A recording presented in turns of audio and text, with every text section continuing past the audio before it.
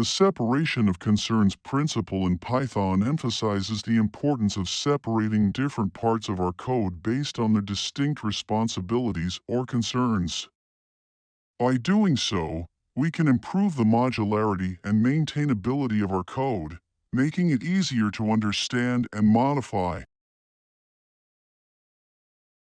Here's an example implementation of the separation of concerns principle in Python. Suppose we have a program that needs to read data from a file and perform some calculations on that data. Instead of writing all of the code in a single function or module, we can separate the concerns of reading the data and performing the calculations into separate functions or modules. By separating the concerns of reading the data and performing the calculations, we can improve the modularity and maintainability of our code. If we need to make changes to the code that reads the data, we can do so without affecting the code that performs the calculations, and vice versa.